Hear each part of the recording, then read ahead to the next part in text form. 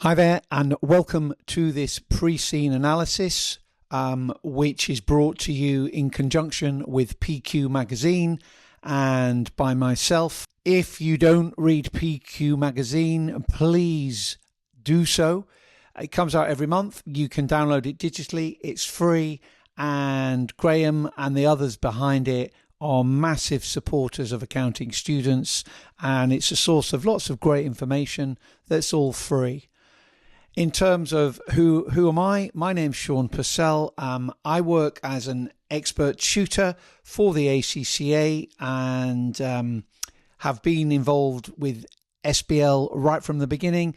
I wrote the Train the Trainer for all tutors around the world and delivered that training. And I've worked with both the education and the examining team for more than 20 years, almost 30 to be honest. Other things about me, I've been voted the PQ Tutor of the Year, hence PQ asking me to give you this guidance. And I also run a ACCA official approved learning provider online courses. So hopefully that gives you a little bit of confidence in what I'm going to say. In terms of what we're going to look at in this session, I'm going to give you a quick reminder of how we deal with SBL. I'm going to give you a detailed overview of the Preseen material, and I'm going to give you some advice on what you can do next. So firstly, the SBL exam. How do we deal with the SBL exam? Well, I hope you're aware that the SBL exam is quite different from other exams you may have studied so far. You don't get any marks for regurgitating technical theory in SBL, and SBL is much more of an applied exam and not a technical exam. Yep, so other exams you will have studied up until now, maybe at the applied skills level and some on the professional level, will require you to understand technical techniques, and you need to use those techniques to balance accounts, to calculate tax liabilities, solve mathematical problems. But on SBL, your brain is required to work in a different kind of way, and therefore we need to adopt a different approach so that we're successful. Yep. And just in case you haven't got my message, there are no marks for regurgitating technical theories. And I'll often get students on my courses, sometimes they've won prizes for subjects like tax, and they pester me for textbooks, more notes so that they can learn it. And I'm often saying to them, look, it's not about learning the textbook. Yep, it's important to understand the theory, but spending lots of time learning it is not going to be a much benefit. And they often ask why. Well, just in case you did not get the message the first time, there is no marks for regurgitating technical theory. Zero. So what do good SBL students look like? Well, because I've done it a long time, I've probably had 10,000 plus successful students with me, and I've seen a lot of students, and I can give you a pretty good overview of what they look like. The first thing, they're pretty motivated. Nothing is stopping them studying. You know, they might have 4 kids, they might have a busy job, all the things that get in the way. I mean, for some of my students, their cat isn't very well, gets in the way. But anyway, they're really motivated. They also turn up regularly, and the reason they turn up regularly is they have a very good structure to how they live their lives. They're personally organized. They normally always take an ACCA approved approach. So that means they do a course with an approved learning provider like the courses I do, or at the very least, they look at information that is on the ACCA Study Hub. Yep. So I would suggest that's really important, because some students unfortunately don't do that, and they look at unofficial information on YouTube, on Facebook, on places like that, where these people, you won't find any of their names on the ACCA website anywhere. But just because they've got a YouTube channel, people seem to think that what they say is the truth. Please, there's so much fake news regarding ACCA exams on YouTube and Facebook. I'd recommend you stay well away. You can check out on the ACCA website whether someone is an approved learning provider. If someone is on the ACCA website regularly and the ACCA have chosen that person to be there, you might want to question, why have they done that? And all these people on YouTube and Facebook, why have I never seen them on the ACCA website? I'll leave you to make that choice. Yep, so stick to ACCA approved materials or approved learning providers. What should you look at over the next few days? Well, there's lots of low-hanging fruit that you can look at if you haven't looked at already that is going to be really useful to help you pass your ACCA SBL exam. First thing, there is a video on the ACCA YouTube channel. It's also on my YouTube channel, a link to it on my YouTube channel anyway, on how you can analyze the ACCA Preseen material. Lots of detail there. It's about a 30-40 minute video. Go and look at it. Also, do you have an effective approach to studying SBL? Yeah, ACCA asked me to record a long video here on the challenges SBL throws and how to deal with them. You might recognize the face. Have a look. Go on to the ACCA website. Look at their articles on exam technique. Look at their examiner reports. There's another video with a face you might recognize on how to approach SBL effectively. Click it. It's all free. What else would I recommend you have a look at? Well, there's a webinar which again I've created on how to step inside the mind of a marker. This has been looked at by the examining team and the education team, and it talks about what a marker looks for when a student presents an answer. Yep. So, yeah, they will highlight all their observations, how they mark the exams, why students maybe don't get the marks they deserve. Also, I go into a bit of depth on some of the technical examples provided in the Read the Mind of the Marker resources and give you some practical advice there. Also, it concludes with a question and answer session, and you might find that really interesting. So please, please, please focus on official ACCA resources, which the ACCA education team have spent a lot of time and effort preparing and resourcing so that your chances in the exam are as good as they possibly can be. But the ACCA don't get involved with all the fake news on YouTube and other social media, so keep away from it. Okay, let's now have a look then at the Strategic Business Leader Preseen information, which I've got here and you can see on the screen. Yep, this is something that was released yesterday. I haven't had any sleep since it was released because I've digested it. I've created a mock for my students based on the Preseen material, and I've also created extra questions with marking schemes with suggested answers on things that I feel might be relevant. But let's have a look at the Preseen information and let's just remind you what the Preseen is there to do. Well, the Preseen was an update to the original SBL exam to enable students not to have to digest so much information on the exam day. When the exam first came out, it could be an 18-page exam and it was 4.25 hours long. The Preseen has made that exam now 3.25 hours long and gives you lots of information about the industry beforehand, which you can familiarize yourself with. So the examiner talks about the Preseen to serve this purpose. Firstly, it's enabling you to become familiar with the business activities of the case study and the industry in which it operates. So just in case you're not familiar with the industry, so you might think, what knowledge do I have of haircuts? Anyway, we'll talk about that in a moment. You need to be familiar with the context of what's going on. And you need to kind of marry that with extra exhibits which will be provided on the exam day to you. And it also is designed to just provide context and background. It's not supposed to signal areas of the syllabus or tasks that will be included in the exam.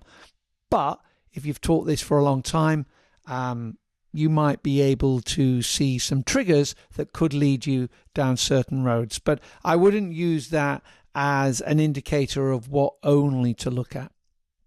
So let's have a look at the pre-scene. Let's have a look at the observations. So what was the industry? Well, the industry was hairdressing. Yep. And it was in a country called K-land. So it gives you some information about hairdressing and talks about the different levels. There's basic, there's good, and there's excellent. The market is very fragmented. You don't have to become a chartered hairdresser to enter the market. You just need to really purchase a pair of scissors. So the barriers to entry are very low. It's quite fragmented. There is a shortage of skilled stylists, and there is a lot of competition. There's also a trend towards eco-conscious consumers of hairdressing, and thinking about the chemicals, we're thinking about the plastic, and we want to make sure that the product used is maybe eco-friendly and not harmful to the environment. So be familiar with those issues in the industry. What else in the industry? Well, technology is becoming more relevant, and technology development that we have in the pre-scene, to just remind you about, is they've got an online booking systems as an issue. Yep. So people would maybe prefer to book and cancel their hair appointment online. In the same way now that we don't phone up a restaurant, we go to an online booking platform. Salon management software for management of stock and bookings as well, but maybe customer preferences. Be familiar with what that might include. Social media, so for customers who have registered with us, social media messages. So I have a presence on LinkedIn, and also have a Instagram account where I update students with things which I think are relevant to them. So the same in hairdressing. Loyalty programs. So in the same way that your local coffee shop gives you a stamp, maybe your hairdresser could give you a stamp, but probably better if it gives a digital stamp. Yep. So, and also, happy birthday and things like that. Augmented reality hairstyle previews. So maybe I would like a perm, so they can take a picture of my face and show me with a perm. Yep. In the same way, you're not sure what spectacles to wear, and the optician will take a picture of your face and say, do you like this style? Do you like this style? Or whatever style, so you can see what it looks like on your face. So these are technological things in the world of hairdressing to have familiarity with. Okay. Who is Dennis and Coco? Well, Dennis and Coco are the founders of the company that the pre-scene talks about, DKK. They met and they set up a hairdressing business, kind of taken a back seat now with Dennis as non-executive chairman. But now they're the third largest hairdressing chain in K-land. They have 50 salons. Now you might think, okay, do they have massive economies of scale? They might have a little bit economies of scale, but hairdressing is very much a personalized business. It's not a kind of business where we can have 5,000 robots and we go underneath and everyone gets the haircut. It's very much a personal service for which economies of scale don't play a major role. Yep. They offer a service which is deemed as excellent. There are others, I think was it trims, which is basic, and others are good. Yep. Their customers, because they offer an excellent service, pay a lot of money. They're very loyal to the brand, and they're also quite affluent to be able to afford these premium haircuts. They also sell exclusive products through their premium salon, and they have agreements with these premium shampoo and conditioner and hairspray providers that these goods are only sold in the DKK salons. The staff of DKK have a lot of qualifications. There's not a requirement to have a qualification to become a hairdresser, but the staff have high qualifications, and they get involved in hairdressing championships. They also have in-house CPD where they continually push the boundaries on, new innovations in the world of hairdressing. So yeah, they're definitely at the top end, DKK. Yep. What else about DKK? Well, the problem that they have is they use paper-based appointment bookings. They have diaries and things like that. As you know, many industries don't use paper. Maybe DKK need to think about upgrading. They don't have online booking. If I want to buy some of this exclusive shampoo or conditioner, I have to go to the salon. I cannot buy it online. Surely there's missed opportunities there. Yep. And they don't really use social media. Yep. So they're things that definitely, I would say, if we were comparing to real life, if we were visualizing to real life, they're things that would be lacking in DKK, and they are things that DKK could exploit more, should we say. Okay. What else? Well, other strategic issues that we have here in the scenario, as I've just explained, massive digital transformation opportunities, massive. Yep, there's pressure for products they use to be sustainable, to be kind to the environment. Yep, minimizing waste. The people that supply them with exclusive shampoo, they seem to be quite dominant in their little niche, and we might be a bit dependent on them. There is a problem in keeping our top stylists. There's nothing really to hold them in, and they can just set up on themselves if they want. There is information about staff satisfaction that has dropped a little bit. So yeah, we should be thinking about those issues. We should be thinking about how do we make our staff happy? How do we keep them? And what do we do to recruit more staff? Yeah, it's tough to do so. Competition is also there that is going to potentially try to take our staff from us, and the people who want to become hairdressers, they might try to recruit them rather than ourselves.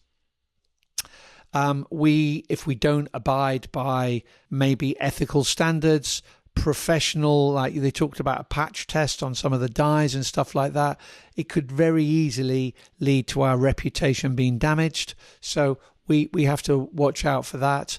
And we also are looking at using key performance indicators and customer data. And you should be aware of what those KPIs are, what they do, and how we could maybe make the most out of them.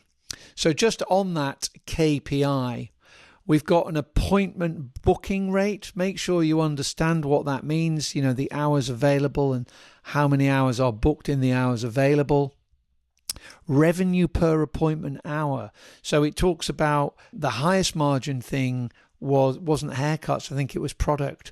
So also the expensive stylist, could we get someone who's not expensive to wash hair maybe? Could we get someone to apply the dye who isn't an expensive stylist, so the stylist can maybe work on 2 or 3 clients in an hour as opposed to just wait around for one? So there's something you may have noticed. How good are we at retaining clients? Well, there's no real measurement of that at present because we don't have a digital system. Our understanding of that could improve massively. Staff satisfaction we were measuring, but maybe digital measurement we could go into a bit more detail. It has dropped. Why has it dropped? What do we need to do to improve it? Retail sales are quite tiny, but the retail sales are mentioned as making massive margin. Why don't we bump those retail sales up a little bit more as a percentage of total revenue? It gives you the figures. It was 5 or 6%, I think, but these retail make loads of money. So maybe we want to incentivize staff. Maybe we give them a bit of commission. Maybe they'd be happier. So yeah, that's a KPI. What else? Operating profit margin. Think about how we can improve it. and think about what makes up costs. Like I just said, you know, maybe having junior staff doing hair washing and stuff like that. So yeah, they're KPIs. What about stakeholders that we see? Who are the main stakeholders? Well, let me remind you who they are. We've got shareholders. Although it's still a private company, there's a couple of other private individuals. It is not quoted on the stock exchange. So is governance relevant? Well, I'll leave you to think about if governance is relevant in non-quoted companies. Anyway, you have a think about that one. The board, they do have a board. They don't have many NEDs or any NEDs, but is that relevant? NEDs, you know, are required or good practice in a quoted company. They've got staff, and most of the staff are in the hairdressers union. So yeah, if the hairdressers union decided to, you know, flex its muscles with most of the staff in it, it could be a problem. So we need to keep them satisfied. Clients, we also need to keep them satisfied, and you know, especially the ones that spend a lot of money, look after them. You know, maybe use social media to keep them happy.